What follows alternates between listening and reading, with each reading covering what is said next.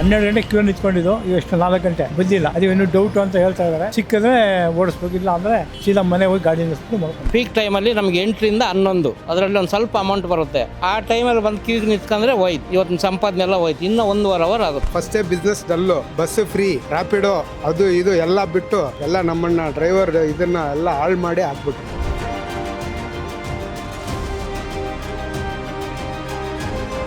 ನಾವು ಡೈಲಿ ಒಂದು 500 ರೂಪಾಯಿ ದುಡಿತಾ ಇದ್ದೀವಿ, 100 ರೂಪಾಯಿ 200 ರೂಪಾಯಿ ದುಡಿತಾ ಇದ್ದೀವಿ. ನಾಳೆ ಸಾಲ ಮಾಡುವಂಥ ಪರಿಸ್ಥಿತಿ ಬರುತ್ತೆ, ಅದಕ್ಕೆ ಬಡ್ಡಿ ಕಟ್ಟಬೇಕು, ಇಲ್ಲಾಂದರೆ ಗಾಡಿ ಆಡ ಮಾಡಬೇಕು. ಒಂದು ಕೆಲವರು ಕಡೆ ಎಲ್ಲ ಹೋದರೆ 110 ರೂಪಾಯಿ, ಇಲ್ಲ 130 ರೂಪಾಯಿ ಹಾಕ್ಸ್ಕೊಂಡ್ರೆ ಬಿಡ್ರಿ ಅಂತಾರೆ. ಇದೇ ಹೈದ್ರಾಬಾದಲ್ಲಿ ಕುಕ್ಕುಟ್ಪಲ್ಲಿಯಲ್ಲಿ ಪಂಜಾಗುಟ್ಟ ಇದರಲ್ಲೆಲ್ಲ 62 ರೂಪಾಯಿ 71 ಪೈಸೆ ಇದೆ. ಯಾಕೆ ನಮ್ಮ ಬೆಂಗಳೂರಿನಲ್ಲೇ ಈ ಕರ್ನಾಟಕದಲ್ಲೇ ಯಾಕೆ 90 ರೂಪಾಯಿ, ಯಾಕೆ 110 ರೂಪಾಯಿ, ಯಾಕೆ 120 ರೂಪಾಯಿ ಮಾಡ್ತಾ ಇದ್ದಾರೆ? ಮೋದಿ ಮಾಡ್ತಿರೋದು ಥರ್ಡ್ ಕ್ಲಾಸ್ ಕೆಲಸ. ನಿಜವಾಗ್ಲೂ ಹೇಳ್ತೀನಿ, ಮೋದಿ ಸರಿಗಿಲ್ಲ. ಆಟೋದವ್ರು ಕುಟ್ಟೋದ್ರು ಅಣ್ಣಯ್ಯ, ಆಟೋದವ್ರು ಮುಕ್ಕೋದ್ರು.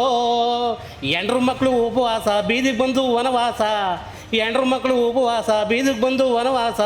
ಯಾವ್ದ್ಯಾವ್ದೋ ಊರಲ್ಲಿ ಒಡೆದಾಟ ಅಂತೆ, ಇಬ್ರು ಸೇರ್ಕೊಂಡು ಬಗಡಿಗೂಟ ನಮ್ಗಿಟ್ರ ಅಂತೆ. ಮಧ್ಯಪ್ರಾಚ್ಯದಲ್ಲಿ ಯುದ್ಧ ಆರಂಭವಾಗಿ ತಿಂಗಳುಗಟ್ಟಲೆ ಕಳೆದರೂ ಯುದ್ಧದ ಬಿಸಿ ಮಾತ್ರ ತಣ್ಣಗಾಗಿಲ್ಲ. ಬೆಂಗಳೂರಿನಲ್ಲಿ ಮತ್ತೆ ಆಟೋ LPGಯ ಅಭಾವ ಕಂಡುಬರುತ್ತಿದ್ದು, ನಾನಾ ಬಂಕ್ಗಳಲ್ಲಿ ಗ್ಯಾಸ್ ಸಿಗದೆ ಆಟೋ ಚಾಲಕರು ಪರದಾಡುತ್ತಿದ್ದಾರೆ. ಬನ್ನಿ, ಆಟೋ ಚಾಲಕರ ಪರಿಸ್ಥಿತಿ ಏನಿದೆ, ಯುದ್ಧದ ಬಗ್ಗೆ ಅವರ ಅನಿಸಿಕೆ ಏನು, ಅವರ ಜೀವನ ಯಾವ ರೀತಿ ನಡೀತಾ ಇದೆ, ಗ್ಯಾಸ್ ಸಿಗದೆ ಅವರು ಪರದಾಡುತ್ತಿರುವಂಥ ಸ್ಥಿತಿ ಬಗ್ಗೆ ಅವರನ್ನೇ ಮಾತಾಡಿಸಿ ತಿಳ್ಕೊಳ್ಳೋಣ. ಎಲ್ಲೆಲ್ಲಿ ಗ್ಯಾಸ್ ಸಿಗುತ್ತೋ ಅಲ್ಲಿ ಹುಡುಕ್ಬಿಟ್ಟು ಬೆಳಗ್ಗೆಯಿಂದ ಎಲ್ಲೂ ಸಿಕ್ಕಿಲ್ಲ. ಇಲ್ಲಿ ಬಂದು ಕ್ಯೂ ಅಲ್ಲಿ ಬೆಳಗ್ಗೆ ಹಾಕಿರೋದು ಎಷ್ಟೋ 9:15 ಹಾಕಿರೋದು, ಇಷ್ಟೊತ್ತವರೆಗೂ ಬರ್ತಾಯಿದ್ದೀವಿ. ನಮ್ಮ ಡ್ರೈವರ್ದು ಜೀವನ ಎಲ್ಲ ಹೆಂಗೆ ಏನು ಇದೆಲ್ಲ ಭಾಳ ನಮ್ಮ ಕೈಯಲ್ಲಿ ಏನು ಮಾಡೋದು ಅಂತ ಗೊತ್ತಾಗ್ತಾ ಇಲ್ಲ. ಕೊರೋನಾದಾಗ ಇಷ್ಟು ಕಷ್ಟ ಅನುಭವಿಸಿಲ್ಲ ನೀವು? ಇವಾಗ ಅನ್ಬಿಸೋದು ಒಂದು ದಿನ ಓಡಿಸಿದ್ರೆ ಒಂದು ದಿನ ಇಲ್ಲ, ಆ ಥರ ಪೊಸಿಷನ್ನಲ್ಲಿ ಇದ್ದೀವಿ. ಫಸ್ಟೇ business dull, bus free, Rapido ಅದು ಇದು ಎಲ್ಲ ಬಿಟ್ಟು ಎಲ್ಲ ನಮ್ಮನ್ನು ಡ್ರೈವರ್ ಇದನ್ನು ಎಲ್ಲ ಹಾಳು ಮಾಡಿ ಹಾಕ್ಬಿಟ್ರು. ಇನ್ನು ಹಿಂದೆ ಬಂದು 150 ಗಾಡಿ ಹತ್ರ ಇದೆ, ನಾವು ಒಂದು 300 ಗಾಡಿ ಹಿಂದೆ ಹಾಕಿದ್ದೀವಿ. ನೋಡಿ, ಬೆಳಗ್ಗೆ ನಾಟ್ ಊಟ ಮಾಡಿಲ್ಲ, ಬೆಳಗ್ಗೆ ತಿಂಡಿ ತಿಂದು ಬಂದಿದ್ದು, 12 ಅವರೇ ನಿಂತ್ಕೊಂಡಿದ್ದು, ಇನ್ನೂ ರೀಚ್ ಆಗಿಲ್ಲ. ಊಟಕ್ಕಿನ್ನೆಲ್ಲ ಹೋಗೋಣ, ಒಬ್ಬರು ಬಂದು ತಿರುಗಿ ನೋಡ್ತಾ ಇಲ್ಲ ನಮ್ಮ ಕಷ್ಟಗಳು. ಎಷ್ಟು ಆಲೆ ಸುಮಾರು 15 ತಿಂಗಳಿಂದ ಟಿ ವಿಲಿ ಹೇಳ್ತಾರೆ, ಒಬ್ಬರು ಬಂದಿಲ್ಲ ನೋಡೋಕ್ಕೆ. ಏನು ಹೇಳ್ತೀರಿ?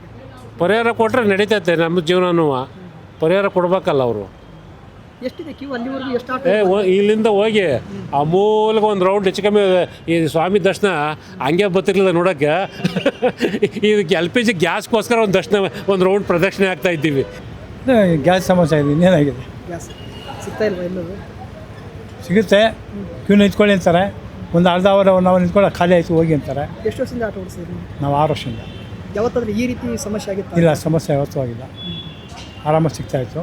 ಅಲ್ಲ, ಪೆಟ್ರೋಲ್ ಸಿಗ್ತಾ ಇದೆ, ಗ್ಯಾಸಿಂದ ಯಾಕೆ ಸಿಗ್ತಾ ಇಲ್ಲ ಅಂತ ಅದೇ ಗೊತ್ತಿಲ್ಲಲ್ಲ.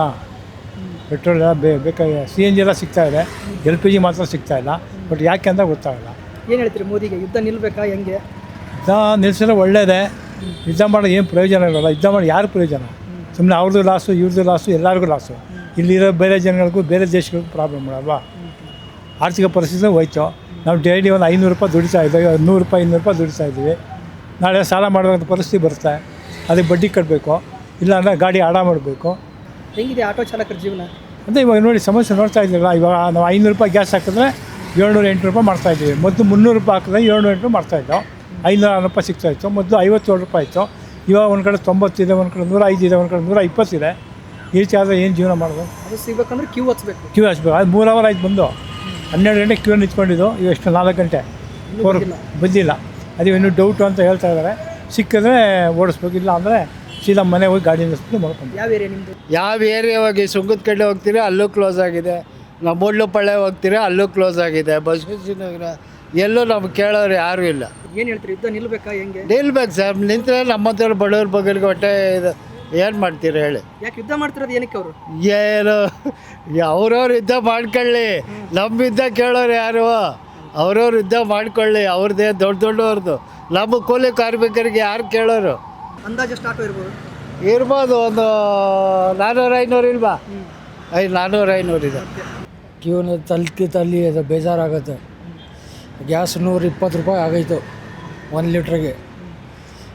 ಏನು ದುಡ್ಡು ಬೇಕಾ ಇನ್ನೂ ಗಾಡಿ ಲೈನ್ ಮೇಲೆ ಹೋಗ್ಬೇಕಾ ಇವಾಗ? ಎಷ್ಟು ವರ್ಷದಿಂದ ಓಡಿಸಿದ್ರಿ ನೀವು ಆಟೋ? 40 ವರ್ಷ ಆಯಿತು. 40 ವರ್ಷದಲ್ಲಿ ಈ ರೀತಿ ಯಾವತ್ತಾದ್ರೂ ಸಮಸ್ಯೆ ಬಂದಾಗ ಬಂದಿತ್ತು? ಇಲ್ಲ, ಇಲ್ಲಲ್ಲ. ಇವಾಗ ಬಂದಿದ್ದು 3 ತಿಂಗಳಾಯಿತು. ಏನು ಹೇಳ್ತೀರಿ ಸರ್ಕಾರಕ್ಕೆ? ಯುದ್ಧ ನಿಲ್ಲಬೇಕಾ? ಹೆಂಗೆ ಏನು ಈಗ ಯುದ್ಧ ನಿಂತರೆ ಸಿಗುತ್ತೆ? ಸಿಕ್ಕಿದೆ, ಯಾಕಂದರೆ ಪೆಟ್ರೋಲ್ ಇದೆ, ಡೀಸೆಲ್ ಇದೆ, ಎಲ್ಲ ಸಿಗುತ್ತೆ. ಗ್ಯಾಸ್ ಮಾತ್ರ ಸಿಕ್ಕಿಲ್ಲ. ಕ್ಯೂ ಸುಮಾರು 2-2.5 ಕಿಲೋಮೀಟ್ರ್ ಕ್ಯೂ ಇದೆ. 12 ಗಂಟೆಗೆ ಬಂದಿತ್ತು, ಇನ್ನೂ ಊಟ ಮಾಡಿಲ್ಲ. ಸರಿನಾ? ಈ ಥರ ಆಗೋದ್ರೆ ನಮ್ಮ ಹೊಟ್ಟೆ ಮೇಲೆ ಹೊಡೆದಂಗೆ ಗೌರ್ಮೆಂಟವರು, ಸೆಂಟ್ರಲ್ ಗೌರ್ಮೆಂಟ್ ಅವರೆಲ್ಲ ಹೊಟ್ಟೆ ಮೇಲೆ ಹೊಡೆದಂಗೆ ಹೊಡೆದ್ಬಿಟ್ಟಾರಾಗಲೇ. ಇವಾಗ ಹಿಂಗೆ ನಿಂತ್ಕೊಂಡಿದ್ದೀವಲ್ಲ, ಮನೆಗೆ ತಗೊಂಡೋಗಿ ಏನು ದುಡ್ದು ಏನು ಕೊಡೋಣ ಮನೆಗೆ?